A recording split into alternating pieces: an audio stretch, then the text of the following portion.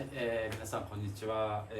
KYO-ZONEチャンネルですね。7月のKYO-ZONEチャンネル始まります。今日はですね、ベルギーからのゲストです。アンネリンさん、6月のですね21日に下川織物に来られて、それから1ヶ月間ですねここで滞在されました。その間にかすりを通したいろんな出会いや学びとかいろいろあったので、ちょっとそれをですね、今日は2人で、振り返りたいと思います。すごくですね、たくさん書いてくれたので、ちょっとテキスト作って、日本語でちょっと、説明加えながら進めたいと思いますね。ちょっと今日少し長めのになりますけれども、よろしくお願いします。はい、じゃあお願いします。じゃあ早速ですね、質問いきたいと思います。じゃあアンネリンさん、question one, your introduction. Yes. So my name is Anneleen Bertels. I'm a textile creator based in Brussels. In my textile and embroidery lab, which I created myself, I research how new and sustainable materials and innovative technologies can interact with traditional crafts. For example, I investigate how natural materials or new materials like algae can result in new fibers, how I can collaborate with almost forgotten weavers, or how I can combine the intimacy of handcraft with the efficiency of the machine made. I collaborate with other craftsmen in order to merge different techniques like jewelry, textile, and embroidery techniques.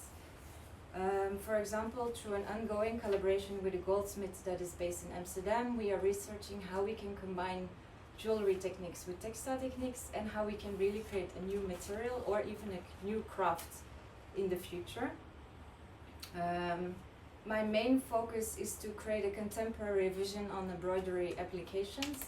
by expanding the dimensions, so to look at different dimensions of the embroidery application itself towards architecture, for example, but also by zooming into the different elements of the embroidery technique, which is yarns and fibers, pearls, and the technique itself. The laboratory is open to freelance projects for different fashion houses, institutions, interdisciplinary collaborations, but also self-initiated design and art projects. I continue background? Yes. In 2013, I graduated as a fashion designer in the Netherlands, and I worked for some major fashion houses like Maison Martin Margiela, Anne Meulemeester, and Balenciaga.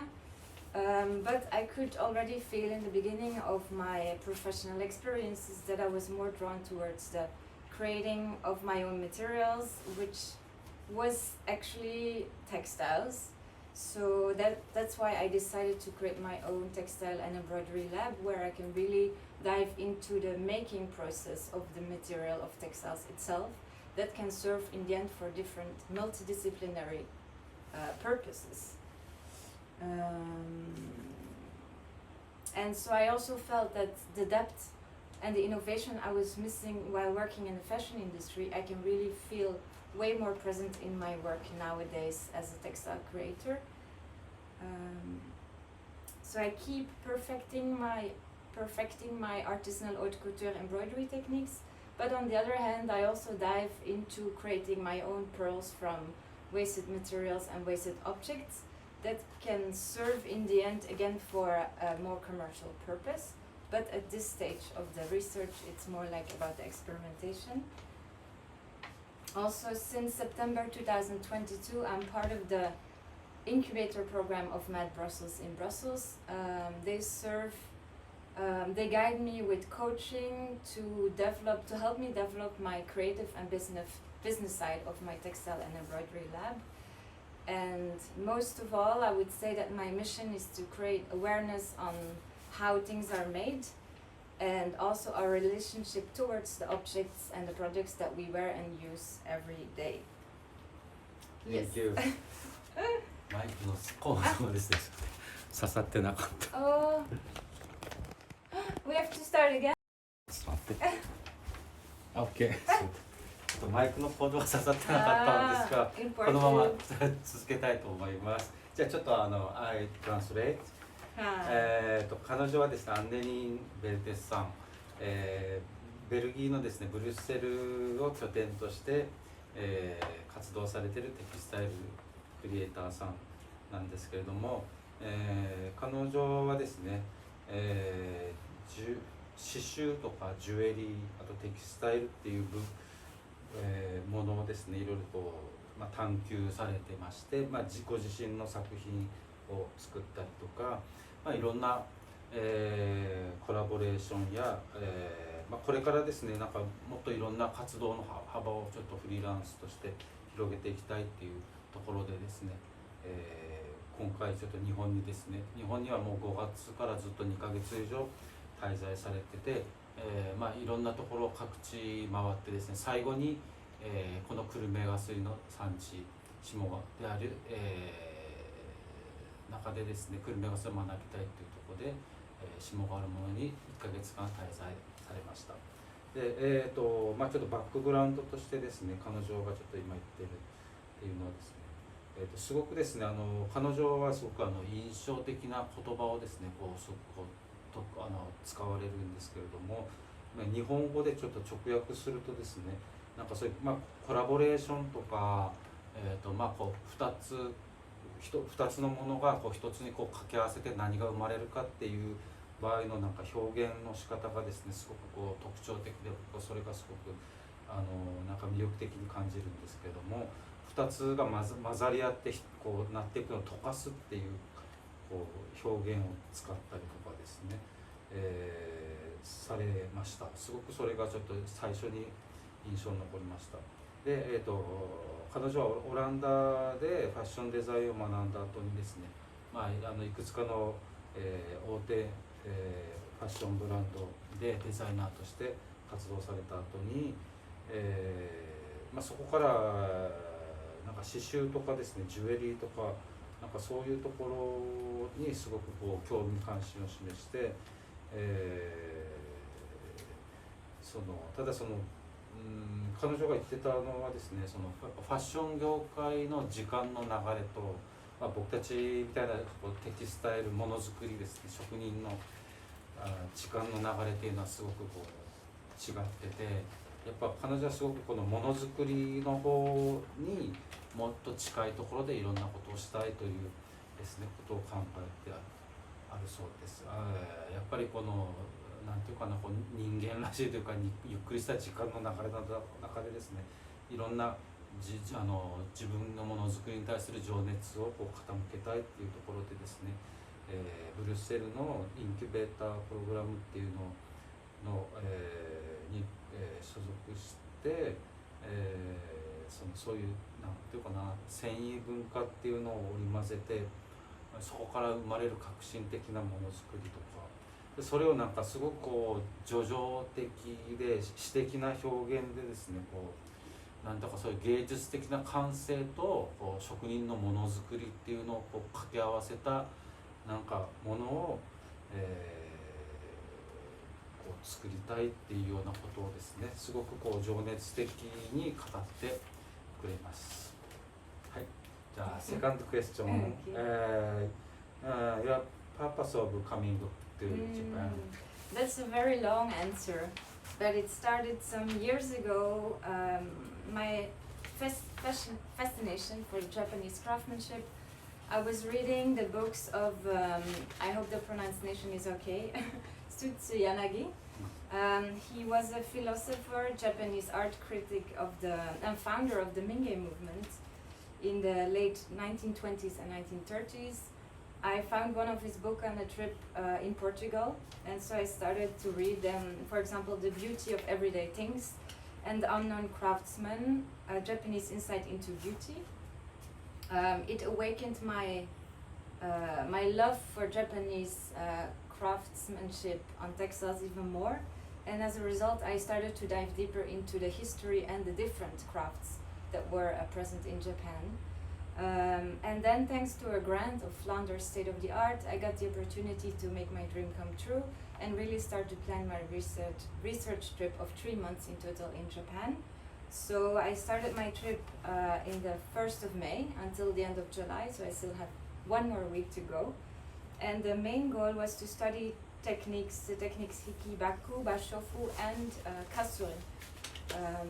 Because I was very aware of the large amount of textile crafts, I wanted to start with a basis. And of course, all along the way of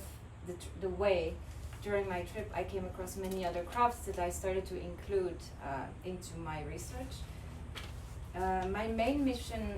for coming to Japan was to also research how the rich Japanese history, cultural history and crafts had been or is interwoven into today's vision on craftsmanship and innovation. So I really wanted to connect to local craftsmen to get involved in their making process and to see if we could work together on creating a new vision together on the traditional crafts of Japan. So I started in Kyoto. I was connected to a residency place called Bridge to Kyoto. During that period, I also went to Okinawa to start my research on the first technique, Bashofu. For me, first of all, it was very necessary to understand the history of Japanese history and to be able to dive into all the layers. I went to see many museums, not only museums, but also temples, traditional houses. In Kyoto, I was living in an old renovated machiya house, so to really sense all the different aspects that has made Japan what it is today. Even went to a no performance to see where all the music elements, the costumes, textiles, stage design, even the old Japanese language, how they come together into that performance. It was a very emotional process to see, and it has given me many insights into how I can feel the presence of the Japanese craftsmanship today. For my practice in general, it's very important to not just go and learn techniques, but to understand the political and the historical context. And so I'm really happy I took the time to do that as well before I started to make my own experiments. I think you can read the longer version of my text about Bashofu on Okinawa on the website. But again, I was drawn towards this technique because of Sutsu Yanagi was describing it in one of his essays, that it was for him the most excellent Japanese textile he had ever seen, because the whole process is done by one craftsman. And so you start with cultivating the plant, cutting the trees, extracting the fibers, the dyeing process itself, it's all done by that same craftsman. So it was a very emotional,